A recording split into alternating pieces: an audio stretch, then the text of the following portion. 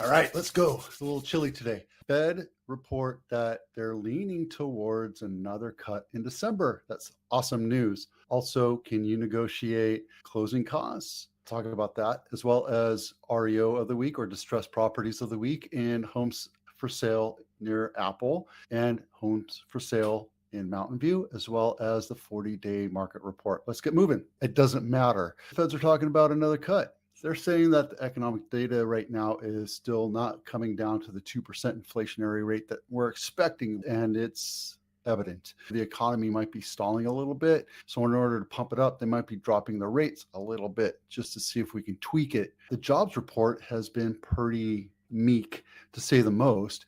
They're promising jobs, but they're not delivering, and it just hasn't come to fruition. That is hurting the economy, and ultimately that hurts us. It hurts you and me. And I don't care if you make $5 million a year or $50,000 a year, it hurts us in the pocket because everything gets more expensive. Aggravatingly so on the higher end if you're a high income earner, but if you're a low income earner, it makes it almost dubious and unimaginable.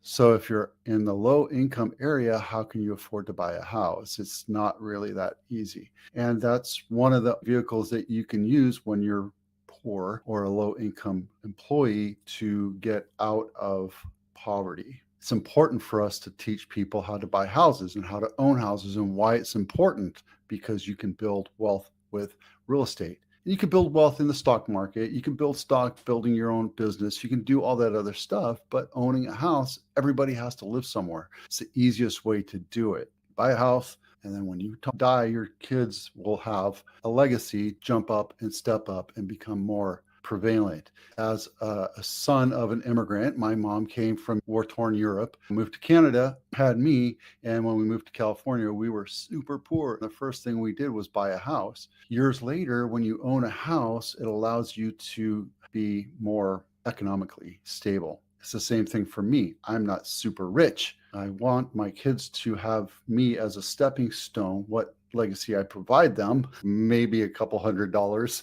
but it's a stepping stone for them to gain more wealth and intelligence. And that's the American dream, right? That's why real estate is very important for all of us. Hopefully we can drop the price. It's not going to help us here in the Silicon Valley. If you go to Fresno or you go to Las Vegas, I just got back from Vegas and looked at houses out there. If you go to St. Louis, where people make a nominal income, can still afford to buy a house. It's possible. There's houses out there that are affordable for those people. Can you negotiate closing costs?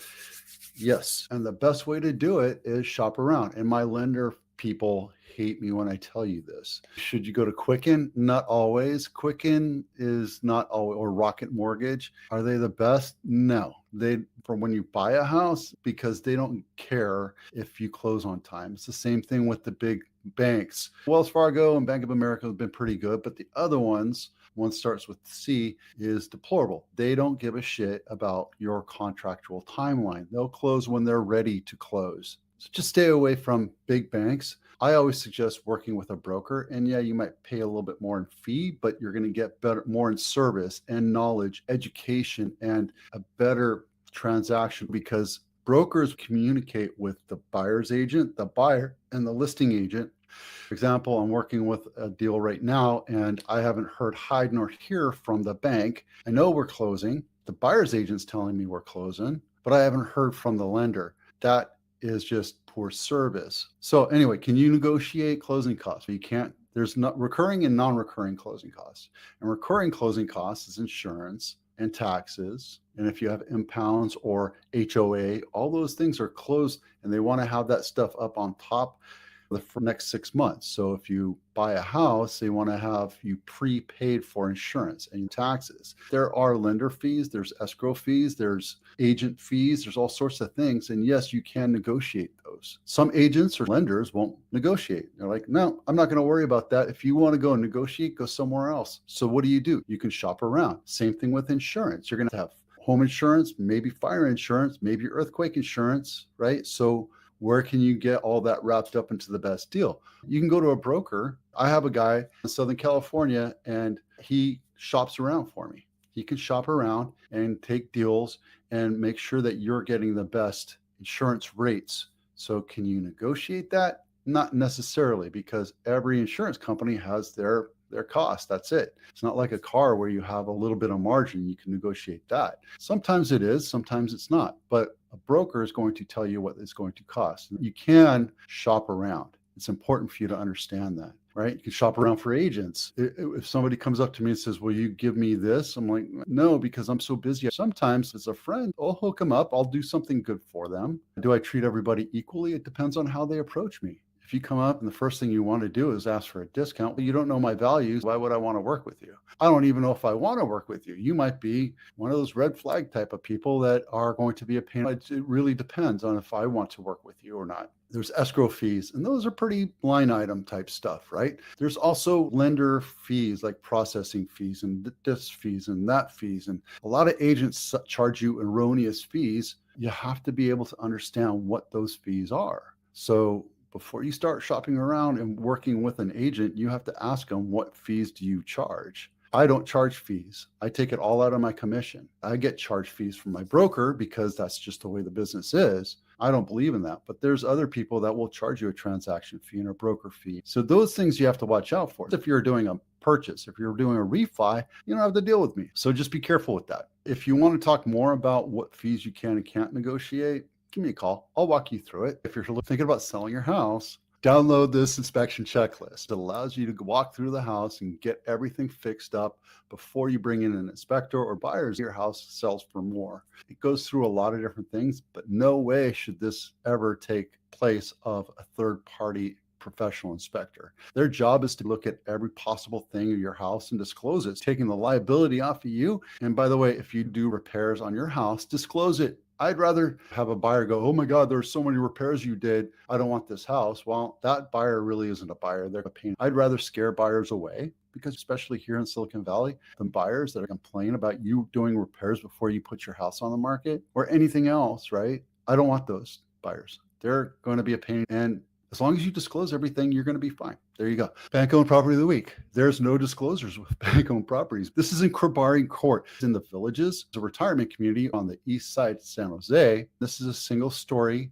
2-bedroom, 2-bath, 1,200 square foot, built in 1969 condominium. And this one has a carport. The negative thing is everything's taped off. What's going on? What are they hiding? I bet they were painting stuff. That's what they were doing, and they took pictures. So this is bank owned. That means you're buying it as is. They're not going to do repairs, give you closures, and you're probably not going to get a great deal. They might tear out this carpet for you. You can ask for concessions, but don't expect it, because this one has been on the market. It's not even on the market yet. It's new listing, not even on market yet. So there you go. Oh, the other positive thing about the Villages, it's a retirement community. They have a ton of fun things to do for you as a senior, 55 and older. They have a golf course, obviously, but they have over 100 different clubs. So if you're into knitting, sewing, quilting, horseshoe, pickleball, tennis, hiking, equestrian, woodworking, you name it, they have it. There's also a security guard center right here as you get in, and then they have people that drive around to make sure everything looks safe and sound. It's $1,000 a month. There you go. Is this a good buy? These go for about $500,000, but in the condition that it's in, maybe fresh paint or cracks, it's a good deal. Home near Apple, this one right here, 3-bedroom, 1-bath, 1,100 square feet, 7,000 square feet. So what this is right here is a house that is awesome, because you're going to be able to tear it down and put one of those McMahon on it. Just popped on market, 9 days on market, and it's right off a busy street. Apple is right there, and then Valco's right here, and then it's the first house. It actually faces Wolf Ave. Don't let that scare you. There's tons of people buying houses there on busy streets. Okay, this is Mountain View Home of the Week, and the reason why I picked it is because it's walking distance to Castro Street, and it's a nice little house.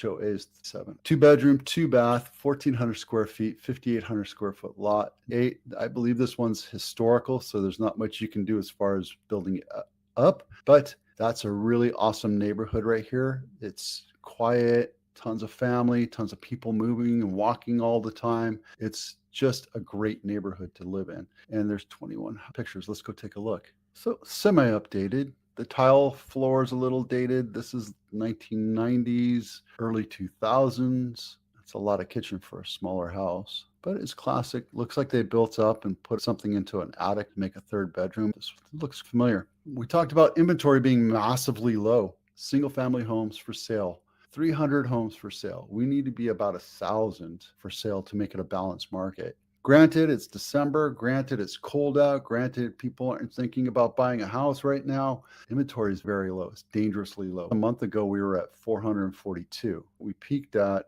533 in June. So good time to go out and buy. If you're being picky, you're not going to find the right house, but inventory is low. And look at Santa Clara County, single family homes for sale is 553. That's lower than what we need for single family homes in San Jose alone. You need to be about 2,000. We have 142 homes on market over 42 days. This is Santa Clara County. So roughly 20%-ish, 25%. And 90 days on market, we